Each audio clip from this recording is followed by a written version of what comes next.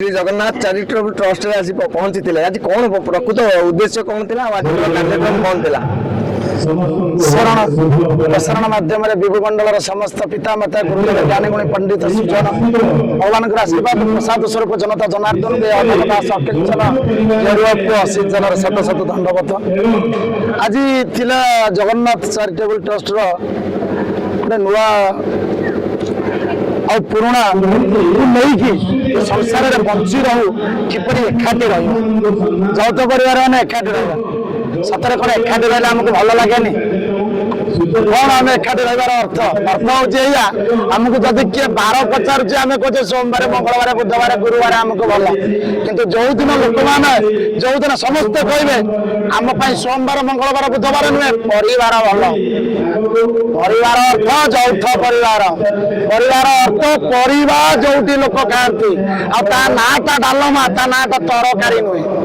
तरकारी माने सब सिंगल पीस पीस आजिकल लोक खाऊं सिंगल पीस पीस पिंधु टू पीस फैमिली रोचे पीस पीस बुझिपारे कथा तेणु यौथ परिवार अर्थ जो खाद्यटा खाइबे से खाद्य माँ थी डालमा सब परिवार मिसिकी थी आपण कहतु यौथ परिवार कौन परिचय आप पनीपरिया सब जिते खाइबे गचर जो पनीपरिया फलुची से कौन होना गच कहे मो तीर के तोड़ी नथानी मुझे हालका हो जाती तेणु ताको आनंद मिल परिवा खाइले आनंद मिल आप मांस जो खाऊँ सी मरी जाऊँगी आज्ञा से मरला बेले कौच मत कष्ट दूसरी दुखरे मरीची भयर मरीची से खाद्य को आप खाइबे आप शरीर में कौन हम रोग हम भय हम क्रोध हम तेणु यौथ परिवार रही समस्ते एकाठी रे आ समस्ते कौन कार्य को जला पड़े कार्य समाधान करेंगे आ बड़ सौभाग्य लगिला जे जगन्नाथ चैरिटेबल ट्रस्ट जो मैंने यौथ परिवार एमती अच्छे बहुत लोक देखिलु 35टा परिवार अच्छा 36टा परिवार अच्छा कौन से मिलमिशे अच्छा ना सतरे से परिवार मंदिर परिवार शिवों परिवार समस्त एकाठी ना